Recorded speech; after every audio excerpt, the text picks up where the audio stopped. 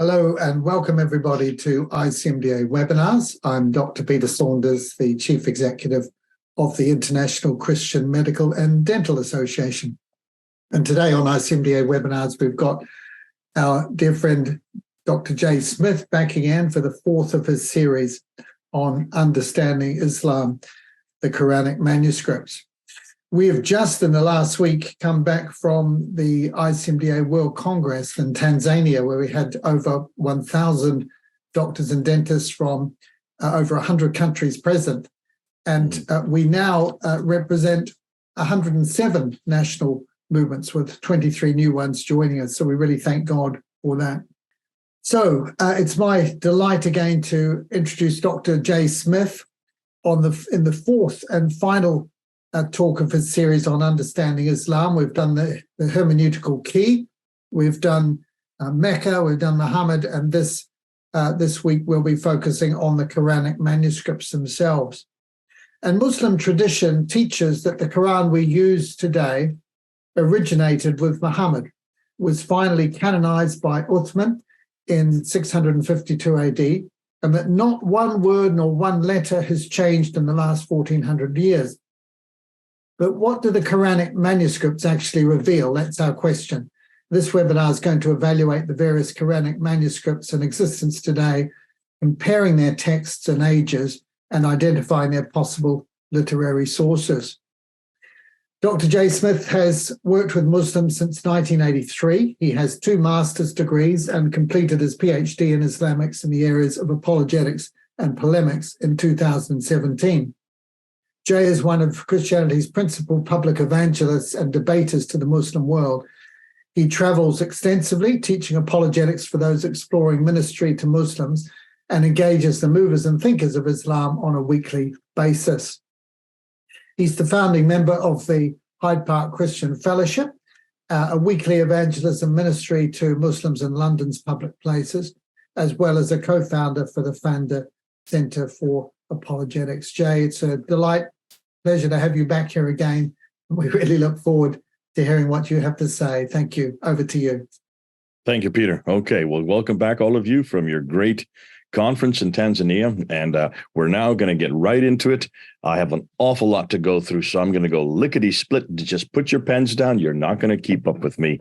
We do have the PowerPoint that we will send you, and you can follow the PowerPoint if you want to see the recording later. So without any further ado, let's go ahead and start our talk for today. In search of a book, we looked at a search of the place, we looked at in search of the man, now we're looking at in search of the book. And of course, that is the newest research that we're going to look at concerning the history of the Quran. So what do Muslims claim about the Quran? Well, they claim 4 things. The first thing they claim is that it's uncreated. It exists eternally on clay tablets. That's in chapter 85, 22 of the Quran. They claim that it was sent down to Muhammad between 610 and 632 AD. They claim that the Quran was completed by Uthman in 652, and that from that time, the last 1400 years, it has not been changed. So not one word, not one letter. So uncreated, sent down, completed, unchanged. Those are the 4 things every Muslim anywhere, except possibly the liberals, would claim. We would not make these claims. We know the Bible was created. It is written by man. We even put down the names of the authors for many of the books. Not sent down to anyone. It was inspired by God, but written down by men. It was complete in its original form, but we don't have the original form. We don't have any original manuscripts. We make that very clear. And the Bible has changed here and there in a few places, about 40 verses that we know of. And we say exactly where they are in Mark 16, chapter 9 through 20, John chapter 7, verse 53 to John chapter 8, verse 11, and especially 1 John chapter 5, verse 7. Those are verses we know about, and we warn the reader that those verses are not found in the earliest Greek manuscripts. So we do know that here and there have been some variants. What my remit there today is this. I'm not going to confront the notion of uncreated or sent down about the Quran, because why? I can't critique that because I'm Wow, how do you critique uncreated eternality? Set down, I wasn't there in the 7th century. But the last two claims they make, I am going to ask questions about. And that is, I'm going to critique complete and unchanged. Is or the Quran that we have a complete Quran? Was it from the very beginning? Has it changed? So this is my remit. I would like any Muslim, if there is Muslims, any Muslims listening, to provide me with one Quranic manuscript from the mid-century, that's 652, that is complete, that has 114 surahs, and that is unchanged. That this Quran that I have in my hand here is exactly like that manuscript, word for word, letter for letter, just like the manuscript that you're going to show me. That's all I'm asking. That's a pretty simple task. That shouldn't be very difficult if Muslims continue to claim that they have the Quran that goes right back to 652, complete and unchanged. Now, the 13 areas I'm going to investigate very quickly. What do modern Muslims claim? What did early Muslims say?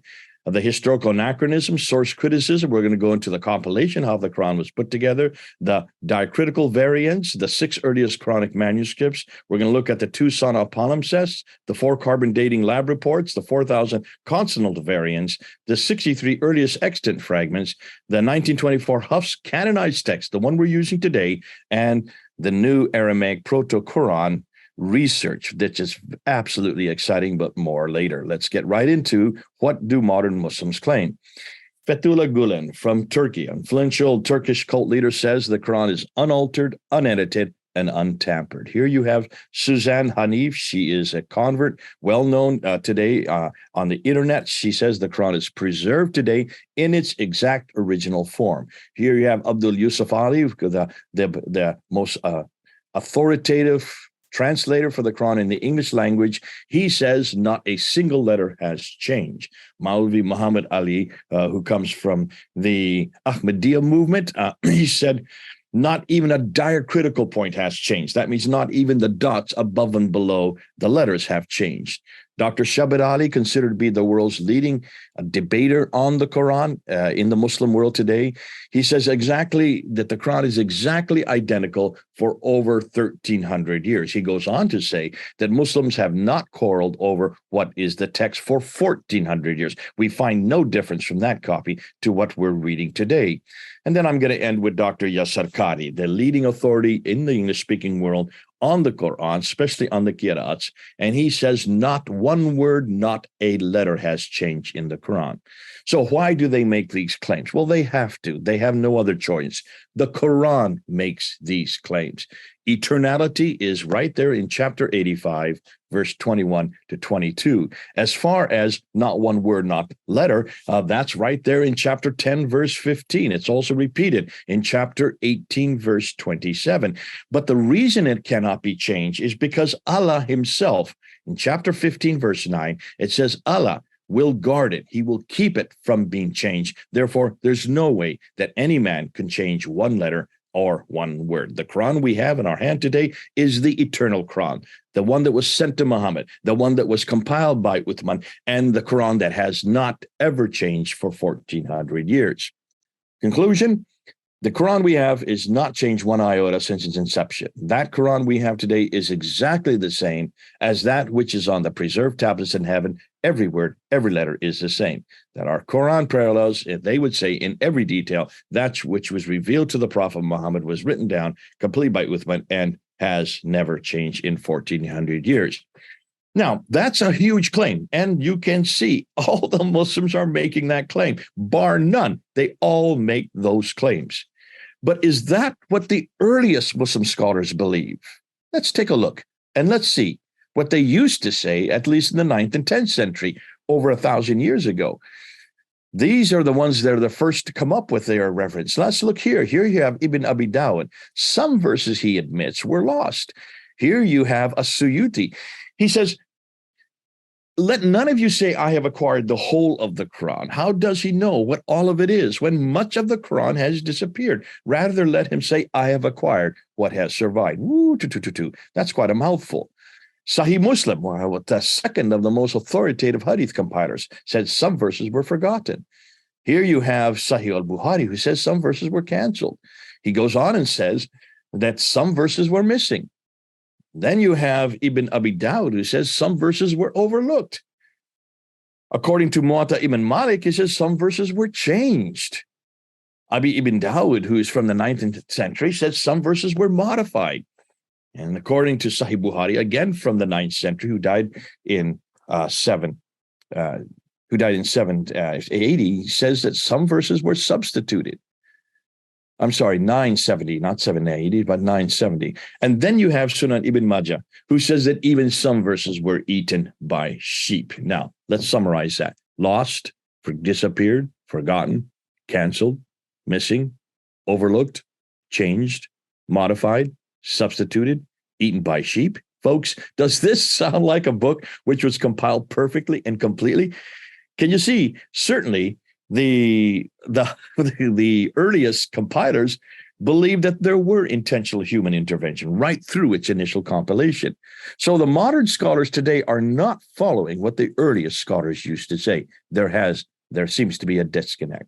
When you look inside the Quran, you see there's lots of historical problems. I'm not going to go into them. This would take too much time. In chapter 20, verse 85 to 87, it talks about the Samaritan. Yet, hold on a minute. Samaritans did not exist at the time of Moses. This story is during the time of Moses. There you see the golden calf, and it was a Samaritan who built the golden calf. Samaritans were only created after the fall of the northern kingdom of Israel by Sargon II, the Assyrian king, in 722 BC. That's 700 years later. In chapter 17, verse 1, it says that whoever this prophet went to from the Masjid al-Haram to the Masjid al-Aqsa, that is in Jerusalem, according to what Muslims say today. The problem is there was no mosque in Jerusalem in 621 when this event supposedly took place. The Dome of the Rock that most people look at was built in 691. The Masjid al-Aqsa that most Muslims claim is where he went to was built in 710. And this event took place in 621.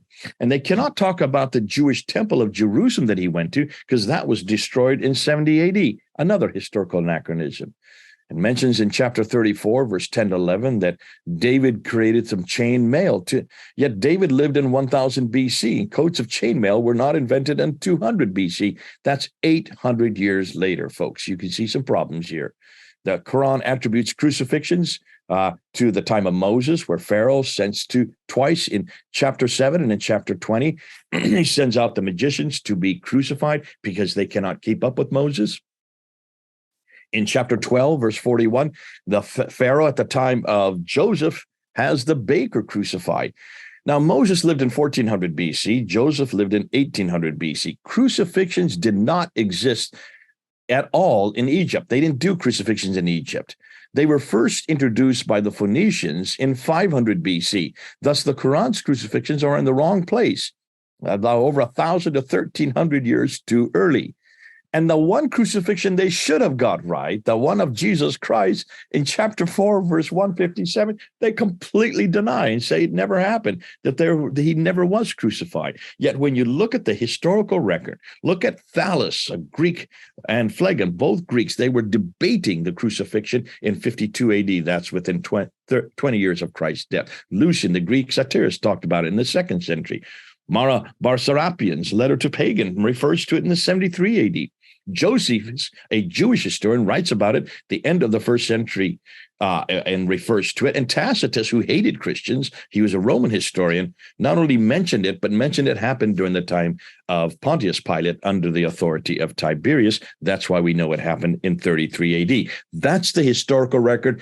This chapter 4, verse 157 of the Quran doesn't even get to be written down till the 8th century. That's 700 years too late.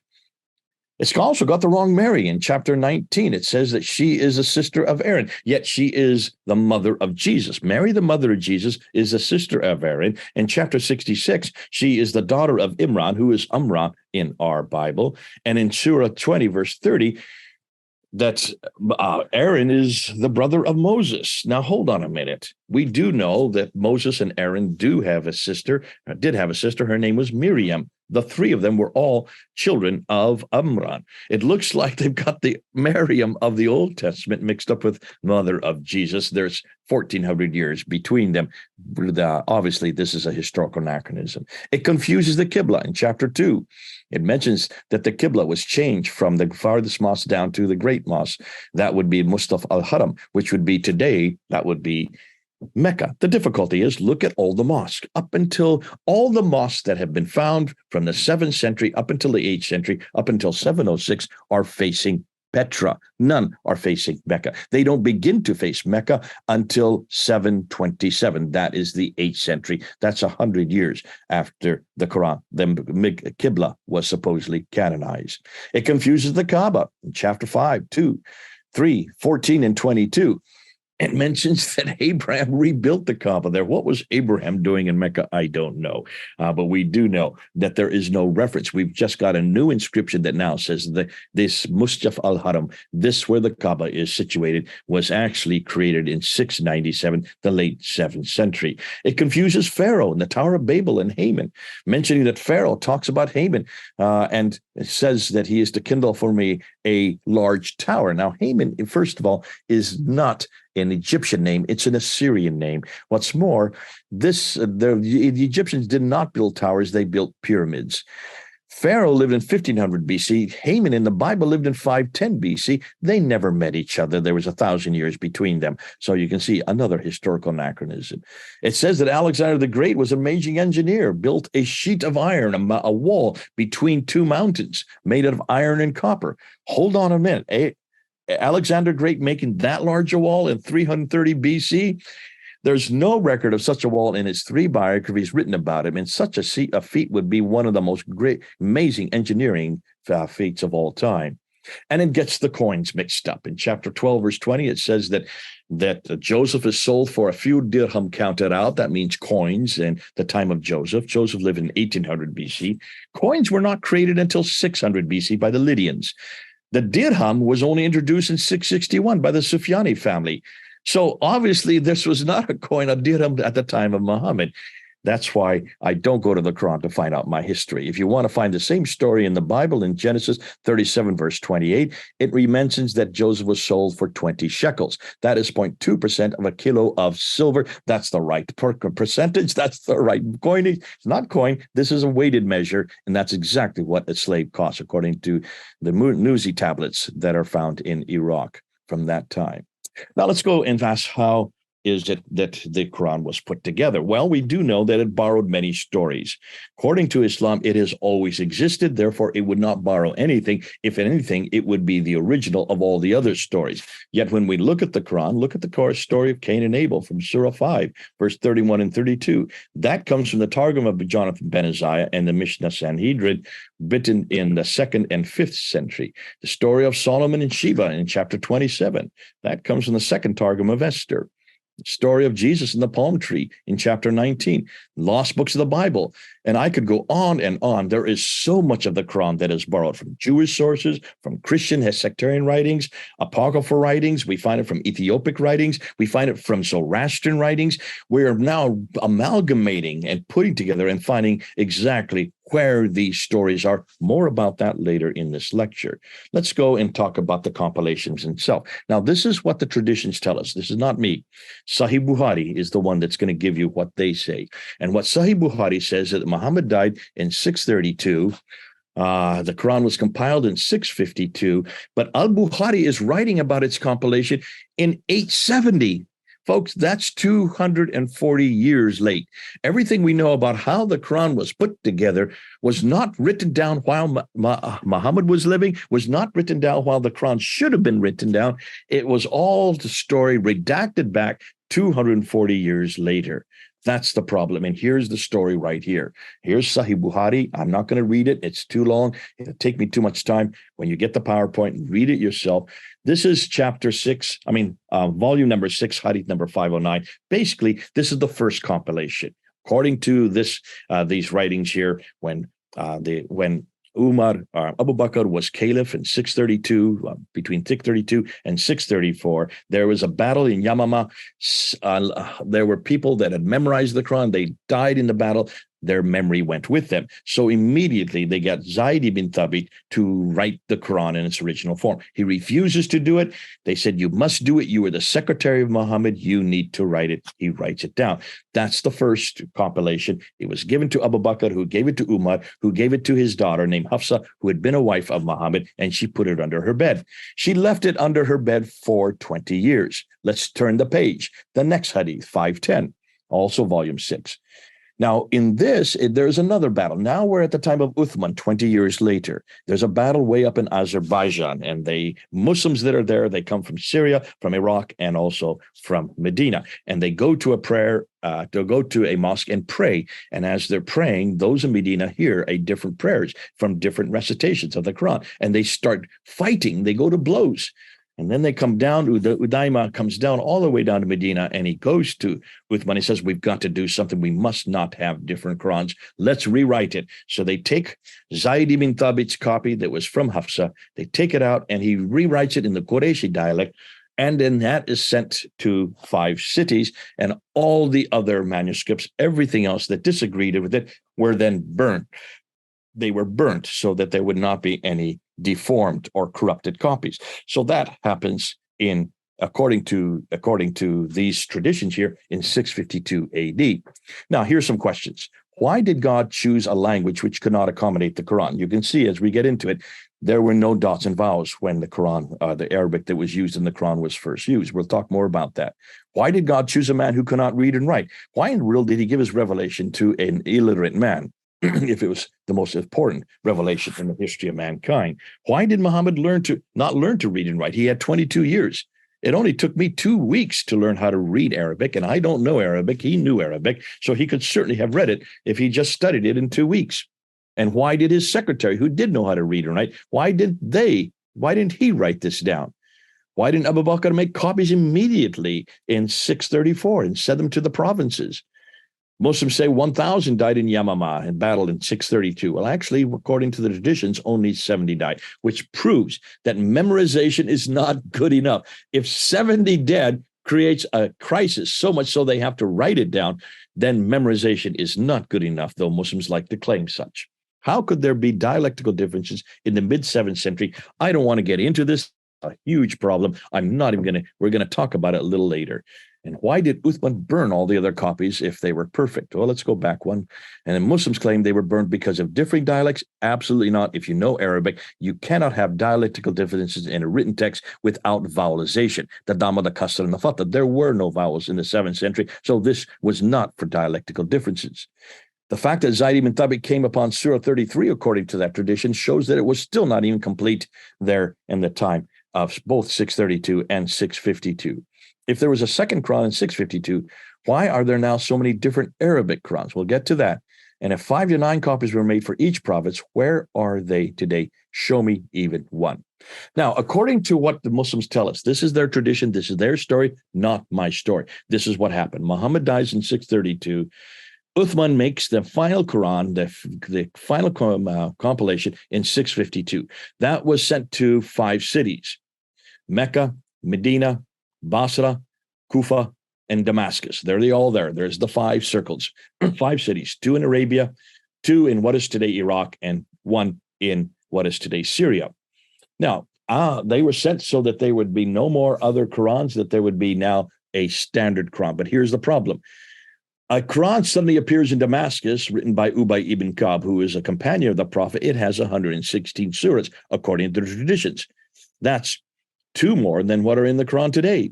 Ibn Masud in Basra, or just south of Baghdad, he creates a Quran, writes another Quran in the late 7th century, and it only has 110 surahs. That's 6 surahs less than the Quran we have today. Ibn Musa creates another Quran in Basra. That's the other red circle. It has 114, but it has thousands of manuscript variants. So there were at least 5 Qurans in the 7th century from Mecca, Medina, Basra, Kufa, Damascus. We don't even have one of them today. Not one of those 5. But something happens between the 7th and 8th century, and this is where the qira'ats begin to be introduced. So the Quran's beginning. According to Muhammad, we begin with 1 Quran. Jibril had 7 readings, according to what Muslims tell us. But then we go to 7 Qurans because They needed different dialects. This is what the Muslim traditions tell us. Uthman's Qureshi Quran in 652 then puts it right back to one Quran sent to 5 cities. So where did the 30 Qirat Qurans come from if there's only one Quran at the time of Uthman in 652? Why has it become such an issue today? Well, let's look and see. These are the diacritical variants that we introduced in 2016. The woman you see in the bottom picture with the glasses on, that's Hatun Tosh. She is an amazing woman. She is my colleague. And back in 2013, she was down in North Africa, went into a bookstore to find an Arabic Quran. The man behind the counter said, well, which Quran are you talking about? She said, well, there's only one Arabic Quran. He says, no, I have Hafsir, I have Warsh, I have Kalun, I have Kisai, I have Ibn Kathir. She said, okay, give me all. So she bought all of them, brought them back to London, showed them to me. I started laughing because I didn't know that these still existed. These are known as qira'ats, means readings, different readings of the Quran. These are Arabic Qurans. These are not translations. These are Arabic Qurans. She said, are they different? I said, yes, there are hundreds. There are thousands of differences. But I thought these had all been thrown into the Nile River back in 1924 when they canonized it down to one text. So she said, well, how many are there? I said, well, there will be about 30 of them. So she decided to go out and look for them. And so she went, she had people go to Jordan, to Morocco, and to Yemen, to Sana'a, and to go into bookstores. And she came up by 2016, she had 26 different Qurans. We took them down to Speaker's Corner. If you go on Fandor Films, you'll see us holding them up. The Muslims had a furore. They did not know what to do with this. Look at the picture on the right. See the tall man there with the beard? That is Muhammad Hijab, one of the leading authorities on the internet. He has a following of 500,000. He was in the crowd that day who knew that we were going to be there. He did not know what we were going to do. And when we held them up, he got outside of the crowd and he said, all the Muslims, leave.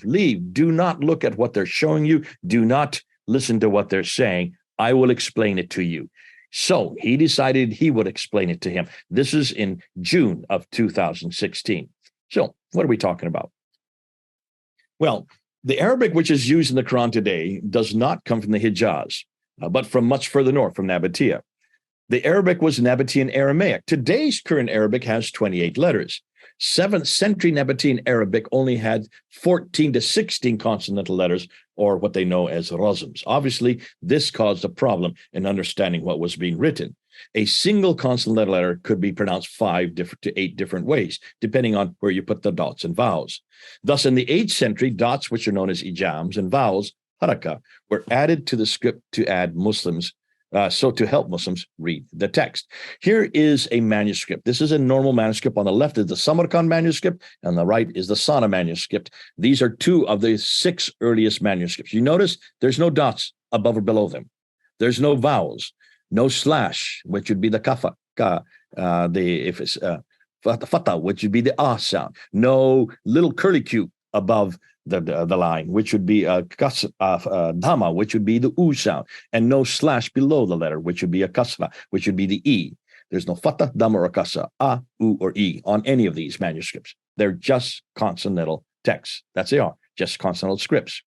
So today, of the 28 letters that exist in the Quran, in the Arabic today, 6 of them don't need these dots. The aleph doesn't need a dot. The kaf doesn't need a dot, or the lam, or the mim, or the ha, or the wow. Those 6 don't need dots. The other 22 now need dots. That's today's Arabic. That's why many Muslims do not understand this argument, because they think that this is the same Arabic back then as it is today. No, don't take off all those dots, and that's what Arabic would have been like in the 7th century.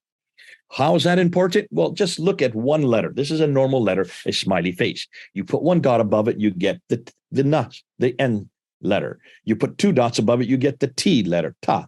You get 3 dots above it, you get the TH, tha. You put 1 dot below it by itself, it's the ba, and 2 dots is the ya. So na, ta, tha, ba, ya. You can get 5 different letters by putting those dots. Those dots did not exist in the 7th century. So you can see why you can get 5 different letters now. That means if those dots aren't there, you can pretty much put dots where you want to. Neither did the vowels. This is where you get your dialectical differences. To get different dialects, you need to use these 3 vowels, either short or long, the dhamma, the kasra, or the fatha. Now, as a result, when you put these together in words, take a look here. Here are 19 different words just with different dots all the same letters, except I put the dots in a different place, and I put the dhamma, fatha, and katha in different places. You can get 19 different words just with 3. Can you imagine what you have if you have a whole sentence of these, or a whole surah of these? So let's look at the 50, the 30. Now, this is what happened. I got from the Wikipedia, but I put dates to it. This is what Muslims don't want me to do. At the very beginning, there were 7 that were chosen. Once you put dots in, then everybody decided to put their dots where they wanted to, and there is no official person to do that. So in 5 different cities, in Medina, in Mecca, in Basra, Damascus, and in Kufa, those 5 cities, you had different men putting their dots where they wanted to, and each one put their name to their dots. So Nafi was in Medina, Ibn Kathir was in Mecca, Abu Amr was in Basra, Ibn Amir was in Damascus, Asa was in Kufa, Hamza was in Kufa, and Al-Kisai was in Kufa. But hold on. Look at the dates. Look at the death dates. Look when they died. 785, 738, 770, 736, 745, 772, 805. Not one of these men knew Muhammad. So how did they know where to put their dots? Not one of these 7 men lived in the same century that Muhammad. And 5 of them didn't even live in the same area. They lived in Iraq and Syria. So this is 100 years later or more, because you go up to the 9th century here. These are men that never knew Muhammad. Who chose them? This guy chose them, Ibn Mujahid. He chose them in the 10th century. This is 300 years later. You get 7 different Qurans that were considered to be official. These are known as the readers, or the qira'ats, or some call them the ahruf. But that is not the Quran that I have in my hand today. None of those 7 are here. This Quran, the official Quran, this is the Quran that every Muslim uses today. Well, 93% of all Muslims today use. This is the Hafs Quran. Do you see Hafs' name there? His name is not there for a very good reason. He was chosen in the 12th century. In 1194, this man here, Al-Shatibi, that's 500 years after Muhammad, decided to add another 2 for each one of the readers. He added 2 disciples, transmitters. So now 7 times 2, you get 14. Do you see Hafs' name there? He is from Asim. He is from Kufa. He died in 796. He died in the late 8th century. He never knew Muhammad. Yet this is the Quran that has been chosen. Hold on a minute. That now makes 21 different Qurans, 21 different sets of dots and vowels. 21 different sets of different ways of reading it. But that still wasn't good enough. In the 15th century, in 1429 is when he died, a guy named Al-Jazari chose another 3 readers with 2 students from every one of the 3 readers. That made another 9. So now we have 7 plus 14 plus 9. We now have 30 different Qurans by the 15th century. That's 800 years after Muhammad. These are the official 30. Chosen from how many? From roughly 700 Qurans. 700 different Qurans. So you may say, well, aren't they all the same? Why would you put your name to them if they were all the same? Why would you even have a different Quran to be memorized if they were all the same? We decided to do and ask this question. How different are these Qurans? You want to see how? If you look at Hafs, I've just circled his name. He is the official one that is being used today because he was chosen in 1985 to do so. When you compare him against all the other 29, there are 93,263 differences. Let me repeat that. 93,263 differences. That means 93,000 words, which means 93,000 different meanings, which means 93,000 different theologies, different doctrines, and different practices. Can you see how devastating this is? No wonder this caused such a furor all over the Muslim world. Here is just the 26 that we put up. You can see the different names. These are the 26 that Hatun found in 2016. That was in 2016. She now has found all 30 of them, and she's found 7 more because between 1924 and 1936, another 7 were then added by the Egyptian government. But let's just look at these 26 that she held up.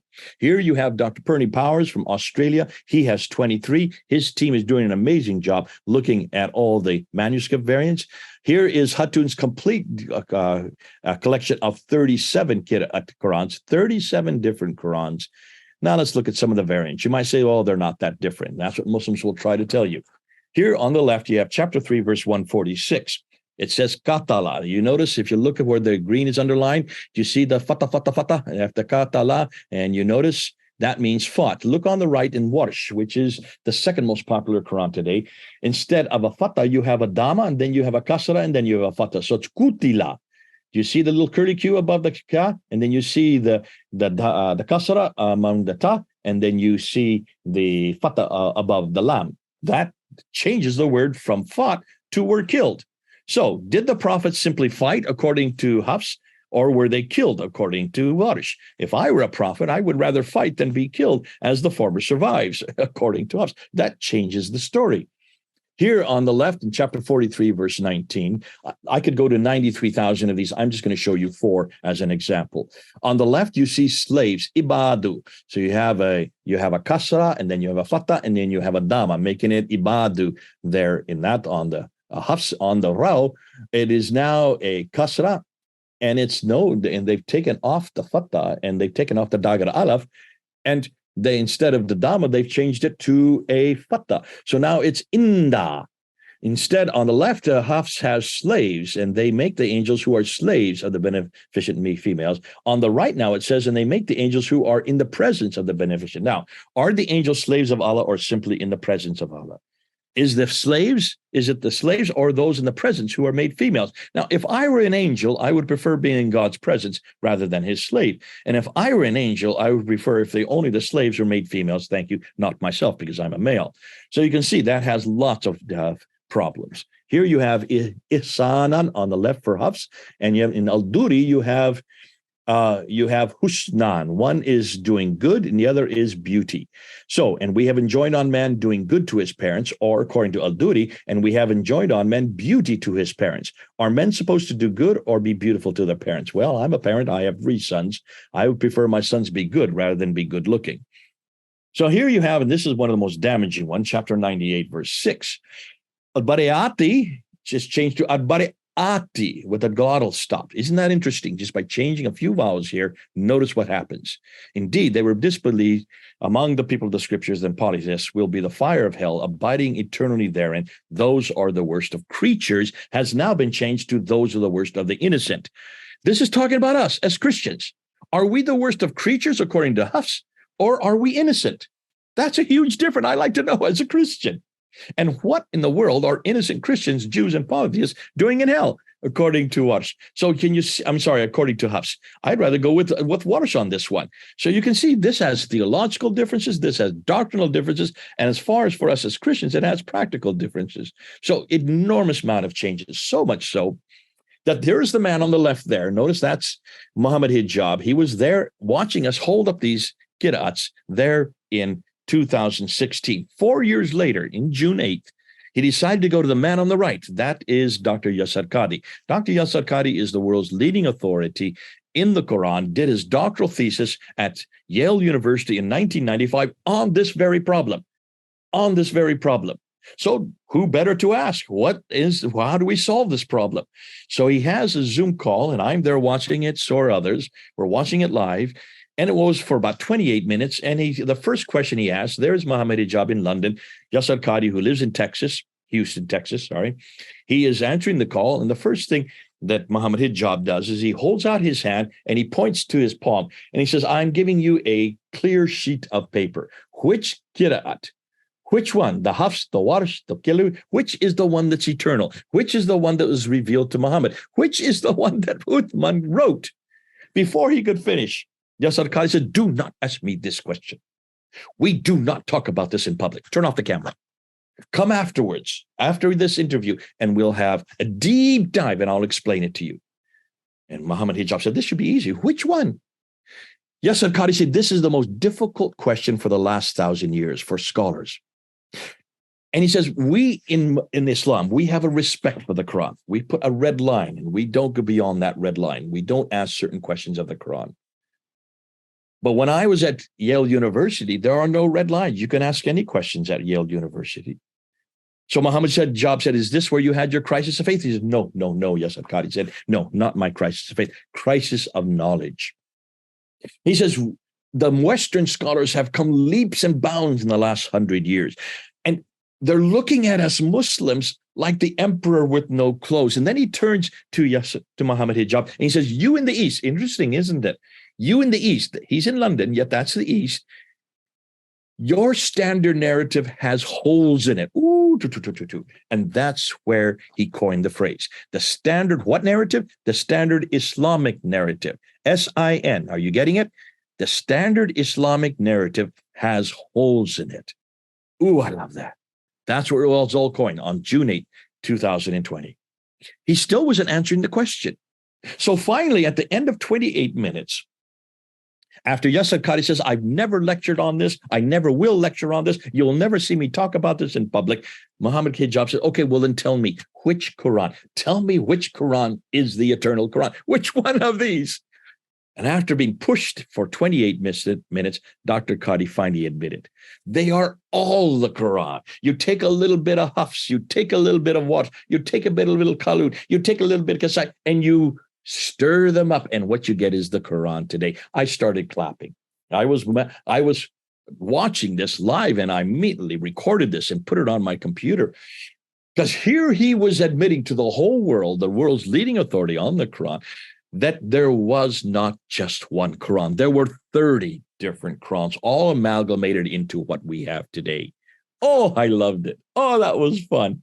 What he didn't know, because we know that and he doesn't, there are 93,236 differences between the other 29 and just us. Can you imagine what he has admitted? By that time, that was June 8th. Within 2 weeks, they put this interview up on both of their YouTube sites. Within 2 weeks, they had to stop the comments because so many hundreds of Muslims were commenting and saying, because of what that interview, I am no longer a Muslim. I have left Islam. You are the ones that said not one word, not letter has been changed. And now you admitted that there are thousands of differences. And my blood will be on your shoulder. Within 2 weeks, they had to shut down all the comments. Within 2 months, by August of 2020, they had to delete that interview from both their sites. That's how damaging that interview was. Folks, he was just being honest. Can you see how damaging this does to the Quran? Now, what about the manuscripts? Because this is even more damaging. Let's go back to those are the dots and vowels that were put on in the 8th, 9th, and 10th century. What about the early 8th century? What about the original text that the dots were added to? Here is the original text. These are the manuscripts, and there's 6 of them. And this is what I debated in 2014 with Dr. Shabir Ali. That debate, called the Classic Debate, you can watch it. It's only 2 hours long. Over 1 million people have watched it. I know of at least 100 people that have given their life to the Lord because of that one debate. And all I did was show these different manuscripts. The one on the left is the Topkapı manuscript. That is in Turkey. That is considered to be the best of all the manuscripts. I've got that manuscript in my library, in my office. And if you look at that manuscript, it's written in the Kufic text. It has a few dots in red that were added at a later date. But that manuscript is about 99% of the Quran. It disagrees with the Quran I have in my hand today in 2,270 different places. 2,270 different manuscript variants. It was written in the mid-8th century. This is 100 years after Muhammad. The one on the left is, on the right, is the Samarkand. That is from Tashkent in Uzbekistan. It only goes up to Surah 43. Half the Quran is missing. It has so many manuscript variants. It has so many grammatical mistakes and that it is considered an embarrassment by Muslim scholars today. Don't use it because it is written by amateurs. We go then to the Ma'il manuscript, which is in London, my favorite manuscript, because it's right there in London where I lived for 25 years. It is a Ma'il script. That means it's in a slanted script. It also only has, the Samarkand. Let's go back. The Samarkand is dated to the mid-8th century. We go to the Ma'il. It's dated to the late 8th century. Notice not 7th century, 8th century, around 790. And it has a slanted text. It only goes up to Surah 43. It is full of manuscript variants. The Petropolitanus in Paris, in the Bibliothèque Nationale there in Paris, it is only about 19%. There is a fragment that's about 23%. It has 93 different manuscript variants just within that 19%.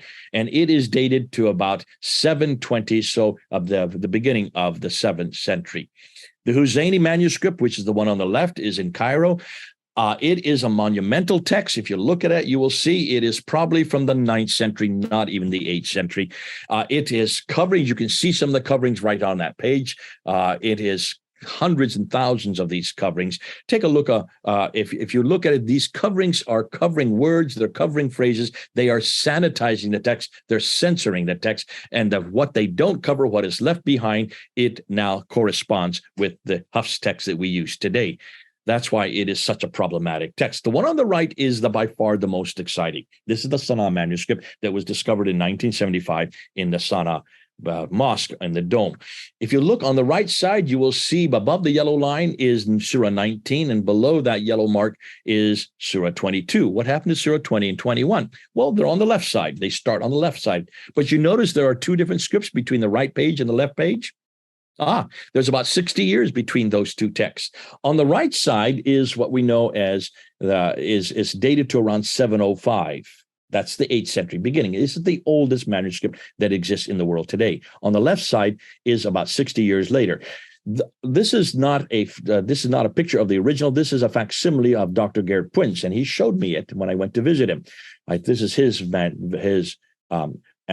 his photocopy of the manuscript. And he says, look at all those orange marks. Every time you see an orange mark, that is a manuscript variant. There's over 1,000 manuscript variants between this text and the text we use today. What's most exciting, underneath is another text. This is called a palimpsest. Now, it's not in this picture here, but they've now been able to separate the lower text from this upper text, and there are 63 verses in that lower text that do not correspond with the 705 text above it. When they look at the 63 verses, there are 70 manuscript variants between just the two layers. The lower layer was probably the later part of the 7th century. The upper layer is 705. So between 690 and 705, there are 70 different changes in the Quranic text. These are just 63 verses out of 6,000 that exist in the Quran today. So what are a summary? When you look at these 6 earliest Quranic manuscripts, not one of them is from the 7th century. Not one of them are complete. None of them completely agree with each other. None of them completely agree with the current 1924 Huff's text. All of them have hundreds and even thousands of subsequent manuscript variants. So when was the Quran completed? Well, before we do that, let's just look at this Sana'a. There is the two texts. Let me just so you see it there. You can see the under text and the upper text. That is what was discovered in 1975. Now, 63 verses, 70 variants, verbs are missing, prepositions, isolated lessons are different, entire sentence 16 times don't make the sense. This is not a school text, as Asma Hilali. This is a nascent Quran that has been washed off and rewritten over top with the changes that have been made in 705. That's exactly what's going on there. Now, let's go to the carbon datings, because the carbon datings are what Muslims like to point out to show you that the Quran is from the 7th century. They sent a piece of the Sana'a manuscript that we just looked at to 4 different laboratories in Europe, one to Lyon in France, and they dated a portion, the same portion to all 4 laboratories, and they dated the one page using carbon dating 14, and that one dated between 380 up to 550. They sent another one to Kiel in Germany, and they dated in their carbon dating from about 410 up to 460 AD. Then they sent another one to the Zurich in Switzerland, and that dated it from about 460 up to 550. And the last one they sent to Oxford in England, and they dated that fragment from about 500 to 550. Now, note, these were all dated between 390 to 550. You notice, look at Muhammad's life. There's Muhammad's life. I've just circled it in the blue there. He lived between 570 and 632. So these are 80 to 220 years too early for his life. But when the Quran was finally compiled with Uthmanic recension, there I've just circled it, that's 652. These are 100 to 206 years too early. So they all predate. These fragments all predate not only Islam, but they predate Muhammad and the Quran. In 2015, Birmingham University came out with what they call the Birmingham Quran. This is the first Quran, their oldest Quran, because carbon dating at the Oxford lab, the same one that they did the Sana'a manuscript, dated it from 568 to 645. Muhammad was born in 570, died in 632. So this covers the lifespan of Muhammad, proving they said that this is the oldest Quran. Dr. David Thomas, who is a curator for that Library, said the writer of this manuscript could well have known the Prophet Muhammad. He would have seen him probably. He would maybe have even heard him preach. He may have known him personally. And that really is quite a thought to conjure. But here's the problem, folks. It's only 2 pages. It's just 33 verses. They're from 3 different surahs, Surah 18, 19, and 20. 33 verses out of 343 verses, that's just 10%. This is not a full manuscript. What's more, out of 6,236 verses in the Quran, that's a very minuscule part of the Quran. What's interesting is look at those 33 verses. Chapter 18, verse 17 to 31 is about the 7 sleepers of Ephesus. That's a story that was recreated by the Bishop Jacob of Sarug in 512 AD. In chapter 19, the story there is from Proto-Evangelium of James from 145 AD, then was repeated in the pseudo-gospel of Matthew in 600 AD.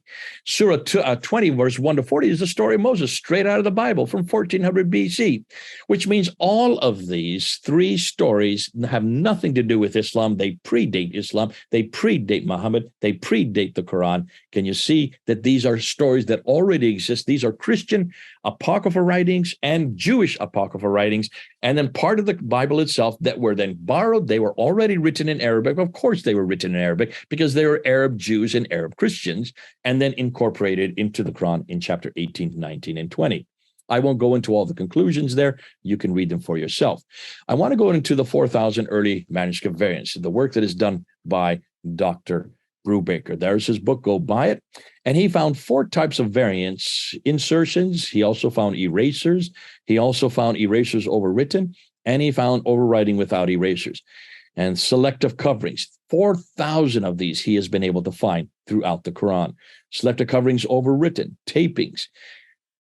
When you look at that, you can see, folks, that this completely shuts down any notion the Quran has not been changed. 4,000 consonantal variants proves that the Quran has been changed wholesale. When Muslims try to come up in 2019 with a full Quran, when we asked them to do that, 2019, that's just 4 years ago, they came up and they said that there is that unlike the Bible, they said in this is a debate I'm having with Mansur Ahmad, probably the world authority on the manuscripts on the right there at Speaker's Corner. In June of 2019, we had this debate, and he claimed that they have all the manuscript. They can get the entire Quran all the way back to Uthman. I said, where is it? He said, well, we have 97% of it. What did he mean, 97? If you look at his website, he's talking about this. He's talking about 63 fragments that make up 97%. 20 of them that I'm putting up there right now that he's looked at, and I've got them, and we've looked at them. These ones are tentatively dated. There's disagreement between scholars. There's no conclusion on any of those 20. He should not have used those. 9 of them, and including the one that's half the Quran that they need 50% from, are all dated after 719. He should not have used any of those 9. And 34 of them, in other words, half of them, we have no way of knowing because no one's done any work on them. So why did he even use them? It's obvious he needed them to make up 97%. He just grabbed them thinking that no one would check up on him. We checked up on him, and we shut that down in so quick face. That's why be careful what you say in public. We'll take it to pieces if it is not authoritative. So let me just go ahead and talk about when the Hafs text came into being. The Hafs text that we use today was actually chosen by Muhammad Ali al-Husseini al-Haddad 99 years ago in 1924, just for the city of Cairo. That then was chosen for all of Egypt in 1936, 87 years ago, as the Farouk edition, because that was so successful. And here's Hafs. This is the ones that Hatu now has. In 1985 in Saudi Arabia, they then chose the Hafs as the world edition for the whole world. That's 38 years ago, folks. Now, I'm going to end with this. This is probably the most devastating material, and this is most exciting. When you look at the Quran, remember I talked about all the dots. This man here, Dr. Gunther Lulling, in 1970, decided to take the dots off this beautiful poetry and replace it with Aramaic dots. When he did that, by putting Aramaic dots onto from the Arabic text, he was able to go back and find that this beautiful poetry in the Quran comes from Christian hymns written in Aramaic by Christians. He got the highest grade you could get, eximum opus, there in Germany, and he was thrown out of the university and into obscurity. We translated his text into English, which brought him out of obscurity, so he died a happy man in 2014. Christoph Guterluning did, and decided to look at the 25% of the Quran that one understands. A quarter of the Quran, even the scholars don't understand. And he took the dots off and replaced it with some Aramaic dots. He did 7 different layers of process. You can look at them all there. I won't go into them. By replacing all the dots with Aramaic dots, this is what he found.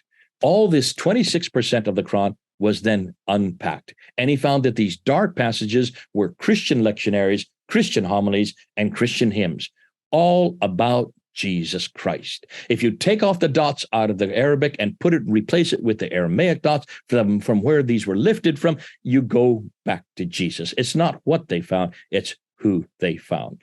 The conclusion is, when you look at the manuscripts, you notice that the Aramaic texts were first from Aramaic. They were then translated into Arabic in the 7th century, but they didn't have dots and vowels. That's why when you look at the Arabic manuscripts from the 8th and 9th century, there are no dots and vowels. Once you put dots and vowels on between the 8th and 10th century, that's where you get the many different Qurans. There has been a manipulation, a change all the way through. And I will stop there because I see I've gone over my time. I'm sure there might be some questions for you, Peter. Over to you. Well, thanks very much, Jay. And that was a huge amount of stuff, of course, in a very short period of time. And we have used up our full hour, sadly, already. For those who've been listening, the full PowerPoint will be available in a PDF format so that you'll have time to look at that too. And we'll also, when we write to you, give you references to fuller versions of this presentation on the web that Jay Smith has done before in other contexts, so that you can go back and look at it at your leisure. I just wanted to ask you one question, really, in closing, because we've pretty much run out of time.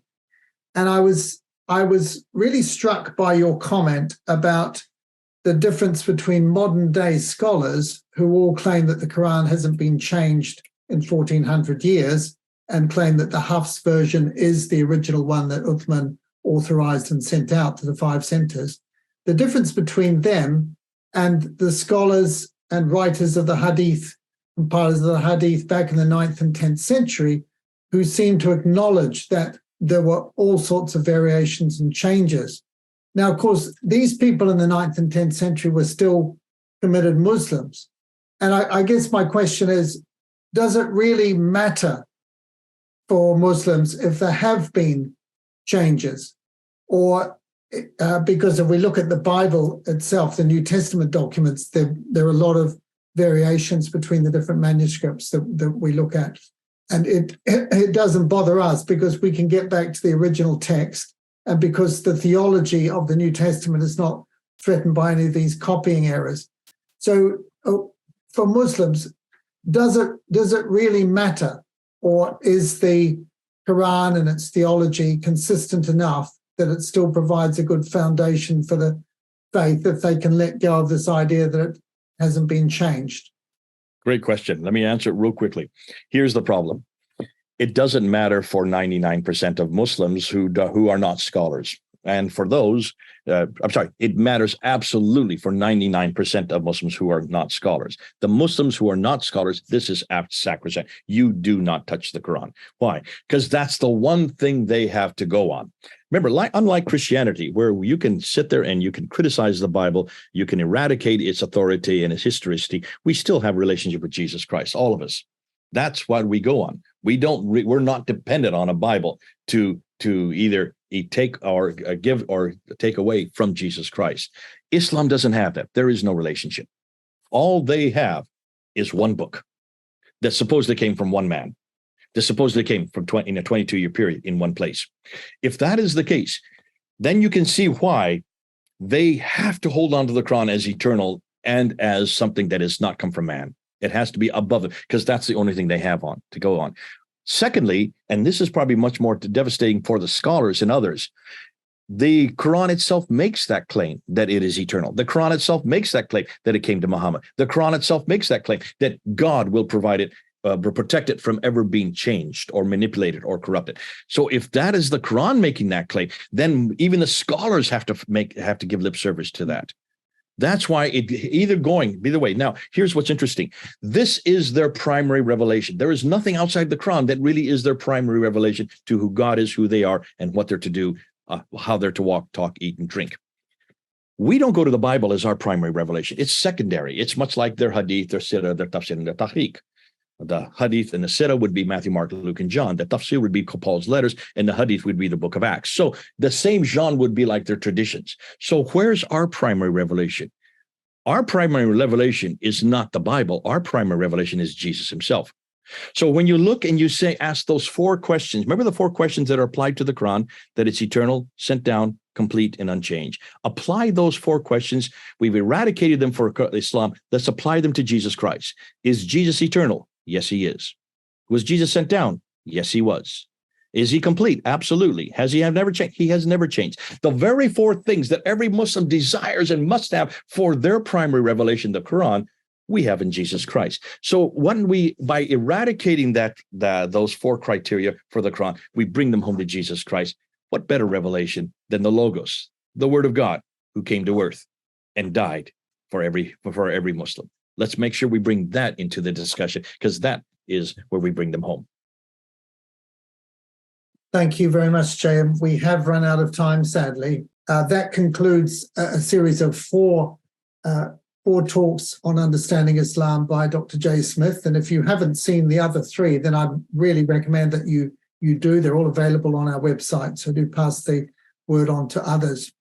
Finally, this falls to me, Jay, to say thanks so much again for coming along and joining us, for the material you've presented, and most of all for the work that you're doing, and for making it so accessible to others, this latest research. Thanks to all of you for joining us today. Do spread the word, and do pass it on, and make use of these resources as we make them available to you.